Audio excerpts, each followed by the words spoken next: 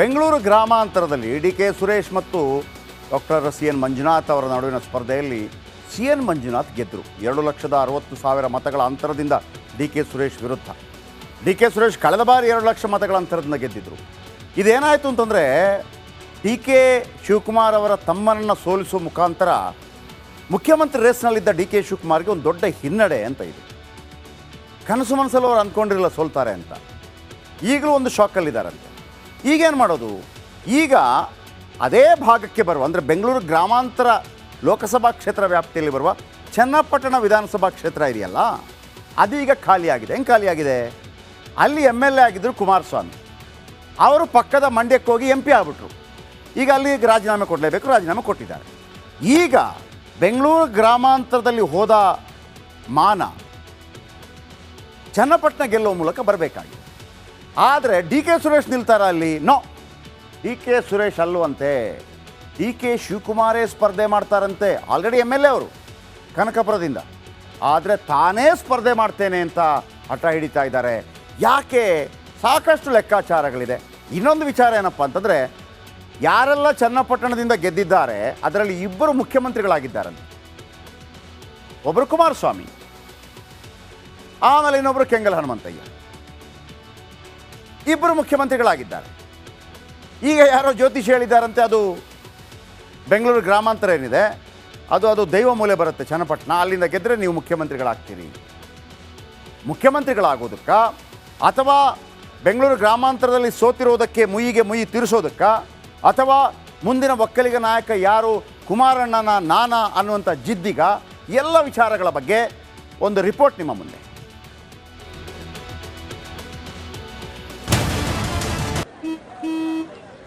ನಡಿ, ಈಗ ಶುರು ಮಾಡೋಣ. ಕೇಸರಿಯಿಂದ ಮನೋಲ್ಲಾಸ ಮನಸ್ಸು ಮತ್ತೇರಿ ಕುಣಿದಾಡಿದೆ ನೋಡು, ಮನಸ್ಸು ಮತ್ತೇರಿ ಕುಣಿದಾಡಿದೆ ನೋಡು. ಕ್ಷಣ ಕ್ಷಣವೂ ಆಚರಿಸಿ ಕೇಸರಿ ಹಬ್ಬ. ವಿಮಲ್ ಬಾಯಲ್ಲಿ ಹೇಳಿ ಕೇಸರಿ.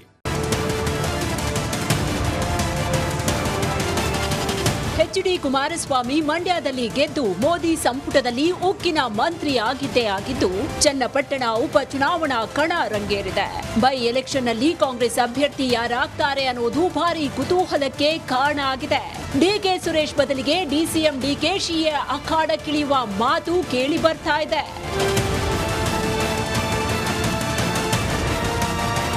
ಇವತ್ತು ಪೇಟೆ ಬೀದಿಯ ನೀಲಕಂಠೇಶ್ವರ ಕಾಳಿಕಾಂಬ ದೇಗುಲದಲ್ಲಿ ಡಿ.ಕೆ. ಶಿವಕುಮಾರ್ ಪೂಜೆ ಸಲ್ಲಿಸಿದ್ರು. DCM ಉಪಚುನಾವಣೆಯಲ್ಲಿ ಸ್ಪರ್ಧಿಸುತ್ತಾರೆ ಎಂಬ ಸುಳಿವಿನ ಬೆನ್ನಲ್ಲೇ ಟೆಂಪಲ್ ರನ್ ನಡೆಸ್ತಾ ಇರೋದು ಕುತೂಹಲಕ್ಕೆ ಕಾರಣ ಆಗಿತ್ತು. ಏನ್ ಸರ್ ವಿಷಯ ಅಂದ್ರೆ, ಚನ್ನಪಟ್ಟಣದ ಋಣ ತೀರ್ಸೋಕೆ ಬಂದಿದ್ದೀನಿ ಅನ್ನುವ ಮೂಲಕ ಸ್ಪರ್ಧಿಸೋ ಸುಳಿವು ಕೊಟ್ರು ಡಿ.ಕೆ.ಶಿ.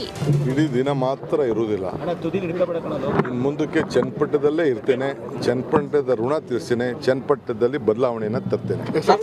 ಖಾಲಿ ಇದೆ ಸರ್ ವಿಧಾನಸಭಾ ಕ್ಷೇತ್ರ, ಚನ್ನಪಟ್ಟಣದಿಂದ ಸ್ಪರ್ಧೆ ಮಾಡ್ತಾರೆ ಅನ್ನುವಂಥದ್ದು ಬಹಳ ಚರ್ಚೆ ಇದೆ. ಈಗ ಬೇಡ, ನೋಡೋಣ. ನೀವೆಲ್ಲ ಏನು ಹೇಳ್ತೀರಿ, ದೇವ್ರು ಏನು ಹೇಳ್ತದೆ, ಮತದಾರ ಹೇಳ್ತಾರೆ. ಡಿ.ಕೆ. ಶಿವಕುಮಾರ್ ಸ್ಪರ್ಧಿಸೋದೇ ಇಲ್ಲ ಅಂತ ಕೃಷಿ ಸಚಿವ ಚಲುವರಾಯಸ್ವಾಮಿ ಕಟ್ಟಿ ಮುರಿದತ್ತೆ ಹೇಳಿದ್ರು. ಡಿ.ಕೆ. ಶಿವಕುಮಾರ್ಗೆ MLA ಆಗಿ DCM ಇದ್ದಾರೆ. ಅದು ಯಾರು ಮಾತನಾಡ್ತಾರೆ ಅನ್ನೋಂಥದ್ದು ಸರ್ ಗುರು, ಅದೆಲ್ಲ ಮಾತನಾಡ್ತಕ್ಕಂಥದ್ದು ಊಹಾಪವ, ಅವೆಲ್ಲ ಬಿಡಿ. ಸೊ ಸುರೇಶು MP ಸೋತಿರೋದ್ರಿಂದ ನಿಂತ್ಕೋತಾರ ಅನ್ನೋ ಒಂದು ಎಲ್ಲರಲ್ಲೂ ಹೇ ಇದೆ. ಅವ್ರಿಗೆ ಒಂದು ಆಪ್ಷನ್ಸ್ ಇದೆ ನಿಂತ್ಕೊಳ್ಳೋದಕ್ಕೆ, ಅವ್ರು ನಿಂತ್ಕೊಳ್ಳಲ್ಲ ಅಂತ ಹೇಳಿದ್ದಾರೆ. ನೋಡೋಣ, ಪಕ್ಷ ಮತ್ತು DCM ಮತ್ತು ನಮ್ಮ ಮಾಜಿ ಸಂಸದರು ಮುಖ್ಯಮಂತ್ರಿಗಳು ಕೂತ್ಕೊಂಡು ತೀರ್ಮಾನ ತಗೋತಾರೆ. ನಾನೆಲ್ಲ ಇವತ್ತೇ ಹೇಳ್ಬಿಟ್ರೆ ಅಚ್ಚರಿ ಅಭ್ಯರ್ಥಿ ಅನ್ನೋದು. ಡಿ.ಕೆ.ಶಿಗೆ CP ಯೋಗೇಶ್ವರ್ ಕೂಡ ಎದುರಾಳಿ, ಕುಮಾರಸ್ವಾಮಿಯೂ ಎದುರಾಳಿ. ಆದ್ದರಿಂದ ಚನ್ನಪಟ್ಟಣ ಕೈವಶ ಮಾಡಿಕೊಂಡು ಇಬ್ಬರಿಗೂ ಟಕ್ಕರ್ ಕೊಡೋದಕ್ಕೆ ಪ್ಲಾನ್ ಮಾಡಿದ್ದಾರಂತೆ ಡಿ.ಕೆ.ಶಿ.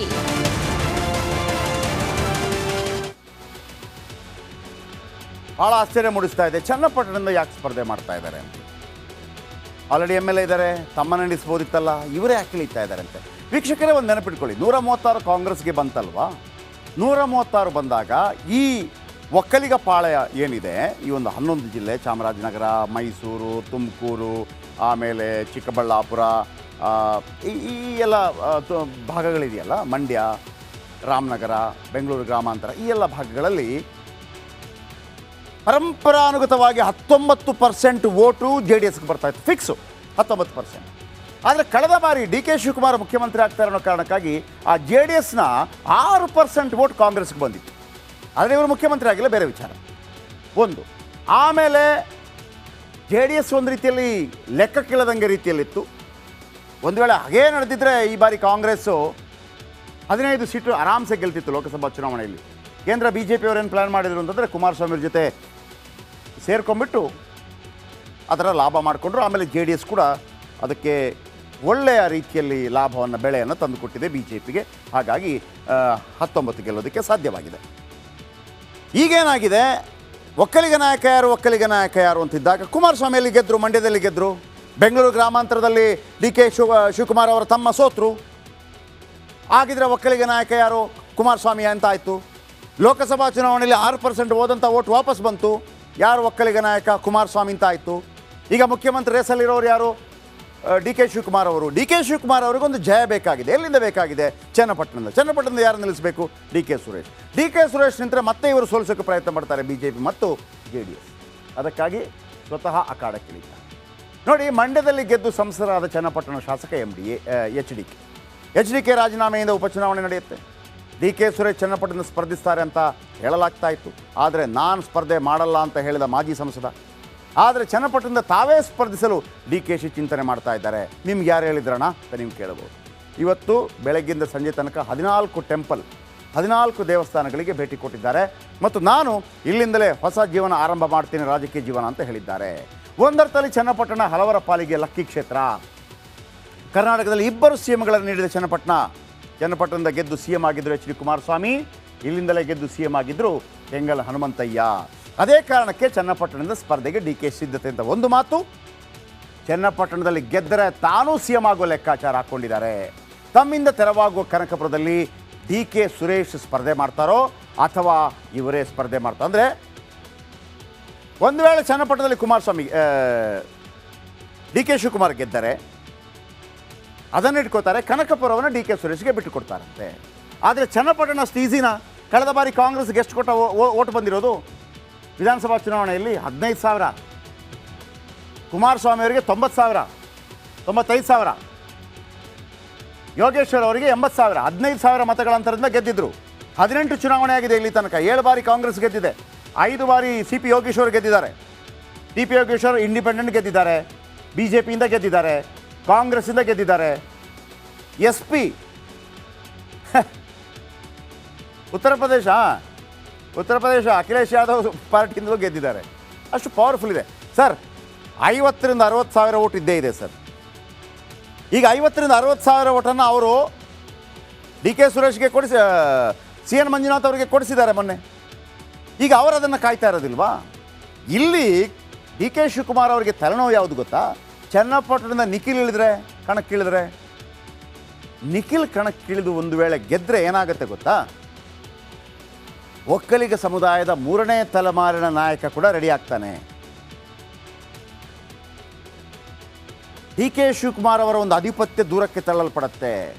ಈಗ ಕಮಲದಳ ಮೈತ್ರಿ ಇರೋದ್ರಿಂದ ಅಲ್ಲಿ ಗೆಲುವು ಕಷ್ಟ ಇದೆ. ಎಲ್ಲಿ? ಚನ್ನಪಟ್ಟಣದಲ್ಲಿ. ಮೈತ್ರಿ ಅಭ್ಯರ್ಥಿಯಾಗಿ ಯೋಗೇಶ್ವರ್ ಸ್ಪರ್ಧೆ ಖಂಡಿತವಾಗ್ಲೂ ಮಾಡ್ತಾರೆ. CP ಯೋಗೇಶ್ವರ್ ಅತ್ಯಂತ ಪ್ರಭಾವಶಾಲಿ ಅಭ್ಯರ್ಥಿ. 2023ರಲ್ಲಿ ಕುಮಾರಸ್ವಾಮಿಗೆ ಸೈನಿಕ ಪ್ರಬಲ ಸ್ಪರ್ಧೆ ಕೊಟ್ಟಿದ್ದರು. ಕೇವಲ 15,974 ಮತಗಳ ಅಂತರದಿಂದ ಸೋತಿದ್ರು ಅಥವಾ ಕುಮಾರಸ್ವಾಮಿ ಗೆದ್ದಿದ್ರು. ಶಾಸಕರಾಗಿದ್ದಾಗ ಚನ್ನಪಟ್ಟಣದಲ್ಲಿ ಉತ್ತಮ ಕೆಲಸ, ನೀರು ತುಂಬಿಸೋದಿದೆಯಲ್ಲ, ಅದ್ಭುತವಾಗಿ ಮಾಡಿದ್ದಾರೆ. DKಶಿ ಸ್ಪರ್ಧಿಸಿದರೆ ಒಂದು ಆಟ ನೋಡ್ಬೋದು. ಆದರೆ ಸ್ವಪಕ್ಷದಲ್ಲೇ DKಶಿಗೆ ವಿರೋಧಿಗಳು ಇರಬಹುದು. ಯಾಕೆಂದರೆ DKಶಿ ಅಲ್ಲಿಂದ ಸ್ಪರ್ಧೆ ಮಾಡಿ ಗೆದ್ದರೆ ಮುಖ್ಯಮಂತ್ರಿ ಪಟ್ಟಕ್ಕೆ ರೆಡಿ ಮಾಡ್ತಾರೆ, ಕೊಡಿ ನನಗೆ ಅಂತೇಳಿ. ಸೋತ್ರೆ ಹಾಗಾಗಿ ಮುಖ್ಯಮಂತ್ರಿ ಬಣದವರು, ಅಂದರೆ ಸಿದ್ದರಾಮಯ್ಯ ಬಣದವರು ಒಂದು ರೀತಿಯಲ್ಲಿ ಇವರನ್ನು ಸೋಲಿಸುವಂಥ ಪ್ರಯತ್ನ ಮಾಡ್ಬೋದಾ? ಇಲ್ಲಿ ತನಕ ಅವರಿಬ್ಬರು ಮಾಡ್ಕೊಂಡಿಲ್ಲ ಸದ್ಯಕ್ಕೆ. ಆದರೆ ಒಂದು ರೀತಿಯಲ್ಲಿ ಇರುತ್ತೆ. ಅಂದರೆ ವಿಧಾನಸಭಾ ಚುನಾವಣೆ ಮತ್ತು ಲೋಕಸಭಾ ಚುನಾವಣೆ ಅಂತ ನಡೆದಿಲ್ಲ. ಇಲ್ಲಿ ಏನಾಗುತ್ತೆ, ಒಂದು ಬರೆದಿಟ್ಕೊಳ್ಳಿ ವೀಕ್ಷಕರು, ಇಲ್ಲಿ 3 ದೈತ್ಯರಿದ್ದಾರೆ. ಯಾರು? DK Shivakumar, Kumaraswamy, CP Yogeshwar. ಯಾರೆಲ್ಲ? DK Shivakumar, Kumaraswamy, C P Yogeshwar 3 ದೈತ್ಯರೇ. ಇಲ್ಲಿ ಯಾರು ಇಬ್ಬರು ಜೊತೆ ಆಗ್ತಾರೆ ಅವರಿಗೆ ಗೆಲುವು ಫಿಕ್ಸ್.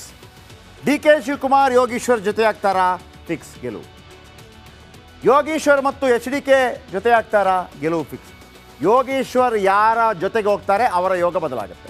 ಇನ್ನು ಎಚ್ ಡಿ ಕುಮಾರಸ್ವಾಮಿ ಏನಾಯಿತು ನೋಡಿ, ಕಳೆದ ಬಾರಿ ಚನ್ನಪಟ್ಟಣದಲ್ಲಿ ಏನಾಯಿತು? ಕುಮಾರಸ್ವಾಮಿ ಜೆ ಡಿ ಎಸ್ನಿಂದ ಸ್ಪರ್ಧೆ ಮಾಡಿದರು, 95,892. C P Yogeshwar B J P 19,918. N Gangadhar ಕಾಂಗ್ರೆಸ್ಸಿಂದ ಸ್ಪರ್ಧೆ ಮಾಡಿದರು, 15,344. ಒಟ್ಟು 15,000 ಮತಗಳ ಅಂತರದಿಂದ ಕುಮಾರಣ್ಣ ಗೆದ್ದರು. ಇನ್ನು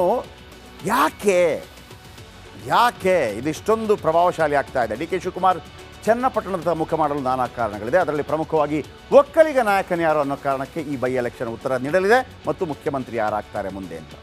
ಈಗಾಗಲೇ ರಾಮನಗರದಲ್ಲಿ ಡಿ ಕೆ ಬ್ರದರ್ಸ್ ಶಕ್ತಿ ಕುಂದುತ್ತಾ ಇದೆ ಅಂತಂದರೆ ಒಂದು ಚುನಾವಣೆ ನಾನು ಹೇಳಲಾರೆ, ಅದು ಸದ್ಯಕ್ಕೆ ಕುಂದಿದೆ. 136 ಇದ್ದಾಗ ಟಾಪಲ್ಲಿದ್ದರು. ಈ ಬಾರಿ ಕಡಿಮೆ ಆದರೂ ಕೂಡ ಡಿ ಕೆ ಸುರೇಶ್ ಗೆಲ್ಲಬೇಕಾಗಿತ್ತು, ಸೋತಿದ್ದಾರೆ, ಹಾಗಾಗಿ ಕುಂದಿದೆ ಅಂತ ಹೇಳ್ಬೋದು. ಕಳೆದ ಬಾರಿ ಬಂದಿದ್ದಂಥ ವೋಟ್ ವಾಪಸ್ ಜೆ ಡಿ ಎಸ್ಗೆ ಹೋಗಿದೆ. ಒಂದೊಂದೇ ಕಡೆ ದೋಸ್ತಿ ಬಲ ಹೆಚ್ಚಾಗ್ತಾ ಇದೆ. ಎಲ್ಲದಕ್ಕೂ ಉತ್ತರ ಕೊಡಲು ಡಿ ಕೆ ಶಿವಕುಮಾರ್ ಮುಂದಾಗಿದ್ದಾರೆ ಎನ್ನಲಾಗ್ತಾ ಇದೆ. ನೋಡಿ, ಚನ್ನಪಟ್ಟಣ ಕಣ ಯಾವ ರೀತಿ ಇದೆ ನಿಮ್ಗೆ ಹೇಳ್ತಾ ಹೋಗ್ತೀನಿ. ಬನ್ನಿ, ಒಟ್ಟು ಮತದಾರರು ಎಷ್ಟಿದ್ದಾರೆ? ಒಟ್ಟು ಮತದಾರರು 2,24,030. ಇವರು ಎಂ ಪಿ. ಈಗ ಇಲ್ಲಿ 8 ವಿಧಾನಸಭಾ ಕ್ಷೇತ್ರ ಬರುತ್ತೆ. ನಾನು ಚನ್ನಪಟ್ಟಣದ ಮಾತ್ರ ಹೇಳ್ತಾ ಇದ್ದೀನಿ. ಒಕ್ಕಲಿಗರು 1,20,000. ಅದಕ್ಕೆ ಈ 1,20,000ಕ್ಕೆ ಫೈಟ್ ಯಾರೆಲ್ಲ ಇದೆ? D K Shivakumar Vokkaliga, Kumaraswamy Vokkaliga, C P Yogeshwar Vokkaliga. ಈ 1,20,000ದಲ್ಲಿ 95,000 ಯಾರಿಗೆ ಬಂತು? ಕಳೆದ ಬಾರಿ ಕುಮಾರಸ್ವಾಮಿ ಅವರಿಗೆ ಗೆದ್ದರು. ಹಾಗಾಗಿ ಇದು ವೆರಿ ಇಂಪಾರ್ಟೆಂಟ್. ಆಮೇಲೆ ಪರಿಶಿಷ್ಟ ಜಾತಿ 41,000. ಇಲ್ಲಿ ನೋಡಿ, ಮುಸ್ಲಿಮರು 30,000. ಯಾಕೆ ಇದನ್ನು ನಾನು ಒತ್ತಿ ಹೇಳ್ತಾ ಇದ್ದೀನಿ ಅಂತಂದರೆ, ಕುಮಾರಸ್ವಾಮಿ ಅವ್ರಿಗೂ ಮೊದಲು ಮುಸ್ಲಿಮರ ಮತಗಳು ಸಿಗ್ತಾ ಇತ್ತು. ಈಗ ಜೆ ಡಿ ಎಸ್ ಜೊತೆ ಬಿ ಜೆ ಪಿ ಹೊಂದಾಣಿಕೆ ಮಾಡಿಕೊಂಡ್ರ ಕಾರಣಕ್ಕಾಗಿ ಸ್ವಲ್ಪ ಕಷ್ಟ ಇದೆ ಅಂತ ಹೇಳಿದರೂ ಕೂಡ, ಮೊನ್ನೆ ನಡೆದಂಥ ಲೋಕಸಭಾ ಚುನಾವಣೆಯಲ್ಲಿ ಬಿ ಜೆ ಪಿಗೆ 1 ಲಕ್ಷ ಲೀಡ್ ಬಂದಿದೆ. ಇಲ್ಲಿಂದ ಚನ್ನಪಟ್ಟಣದಿಂದ 1 ಲಕ್ಷ ಲೀಡ್. ಓಕೆ, ಹಾಗಾಗಿ ಮುಸ್ಲಿಮರು ಕುಮಾರಸ್ವಾಮಿಯವರ ಕೈ ಬಿಡ್ತಾರೆ ಅಂತ ಕಂಪ್ಲೀಟಾಗಿ ಹೇಳಕ್ಕೆ ಬರೋದಿಲ್ಲ. ಆದರೂ ಕೂಡ ಬಿ ಜೆ ಪಿ ಜೊತೆ ಹೋಗಿರೋ ಕಾರಣಕ್ಕಾಗಿ ಸ್ವಲ್ಪ ಕಷ್ಟ. ಮುಸ್ಲಿಮರು 30,000, ಲಿಂಗಾಯತರು 11,000. ಓಕೆ, ಈಗ ಒಕ್ಕಲಿಗರ ಕಾರಣಕ್ಕಾಗಿ